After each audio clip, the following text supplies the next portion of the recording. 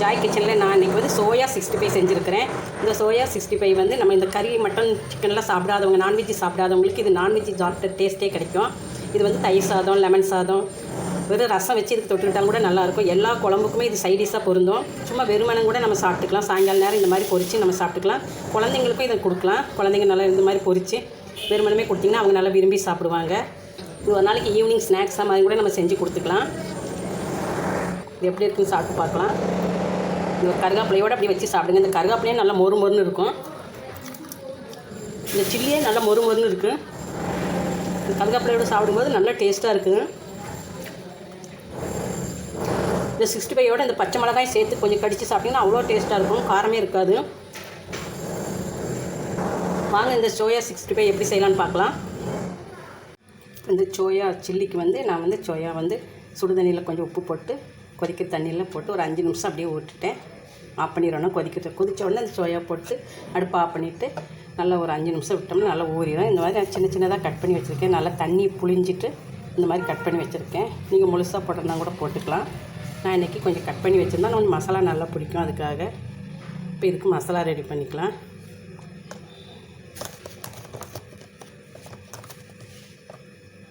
மிளகாத்தூள் ஒரு 1/2 ஸ்பூன் போட்டுக்கலாம்.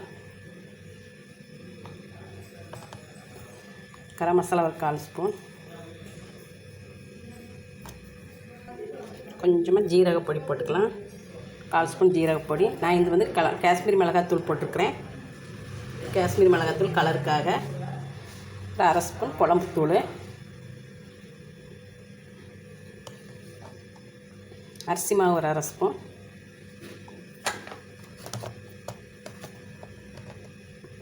கார்ன்ஃப்ளவர் மாவு 1 ஸ்பூன் போட்டுக்கலாம்.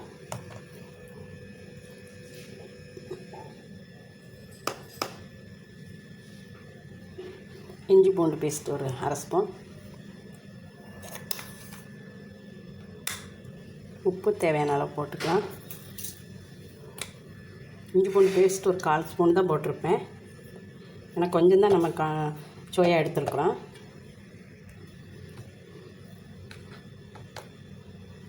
கடலை மாவு ஒரு 1/2 ஸ்பூன் போட்டிருக்கேன்.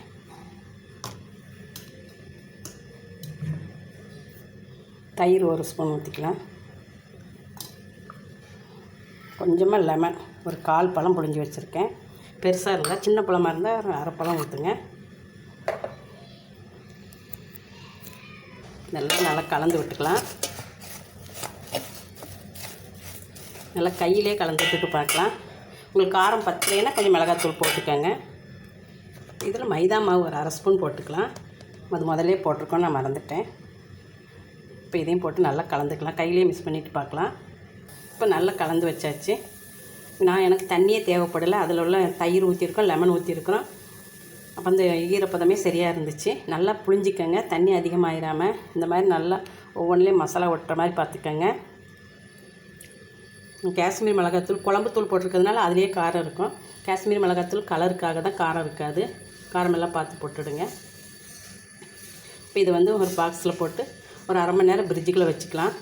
இப்படி கலந்து நம்மளுக்கு டைம் இருக்கும்போது கலந்து காலையிலே வச்சிட்டோம்னா சாயங்காலம் வரைக்கும் நம்ம யூஸ் பண்ணிக்கலாம். அடுத்த நாள் கூட ஃப்ரிட்ஜில் வச்சிட்டோம்னா அடுத்த நாள் ஒரு நாள் வச்சு கூட நம்ம யூஸ் பண்ணிக்கலாம். குழந்தைங்க கொடுக்குறப்ப இருந்தால் காரம் எல்லாம் பார்த்து போட்டுடுங்க. இது ஒரு பாக்ஸில் போட்டு 1/2 மணி நேரம் கழித்து பொரிக்கும் போது பார்க்கலாம். 1 மணி நேரம் நல்லா ஊறிடுச்சு.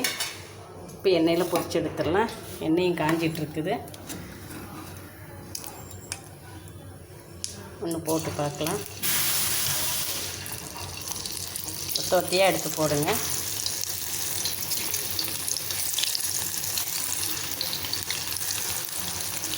போட்ட உடனே நம்ம திருப்ப வேண்டாம்.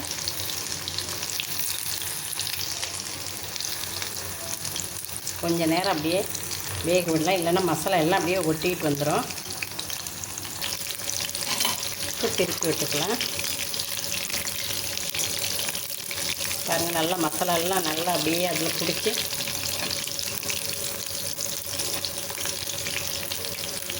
சீக்கிரம் வெந்துடும். சோயா ஏற்கனவே நல்லா வெந்ததுனால சீக்கிரம் நம்மளுக்கு அந்த மசாலா மட்டும் வெந்தால் போதும்.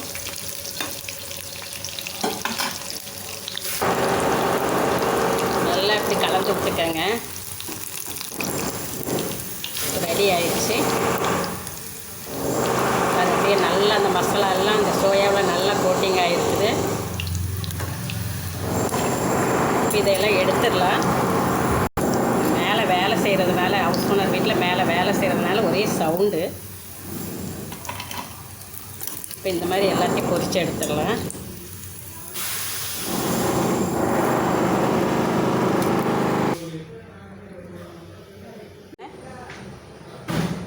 சோயா சில்லி ரெடி ஆயிடுச்சு. சோயா 65. இதுக்கு வந்து இப்போ பச்சை மிளகா நான் வந்து இப்படி எண்ணெயில் பொரித்து வச்சுருக்கேன். இந்த பச்சை மிளகாயோடு கடிச்சு சாப்பிட்டுட்டா ரொம்ப நல்லாயிருக்கும்.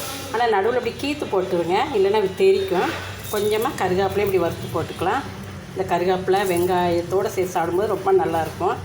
தனியாக சாப்பிட்டிங்கன்னா இதில் கொஞ்சமாக கடைசியாக சாப்பிடும்போது லெமன் புழிஞ்சு ஊற்றி சாப்பிடுங்க, நல்லா டேஸ்ட்டாக இருக்கும். இதுபோல் நீங்களும் உங்கள் வீட்டில் செஞ்சு பாருங்கள். இந்த வீடியோ பிடிச்சிருந்ததுன்னா லைக் பண்ணுங்கள், ஷேர் பண்ணுங்கள். இது வரைக்கும் சப்ஸ்கிரைப் பண்ணுங்கள். கூடவே பக்கத்தில் இருக்கிற பெல் பட்டனை கிளிக் பண்ணுங்கள். நன்றி, வணக்கம்.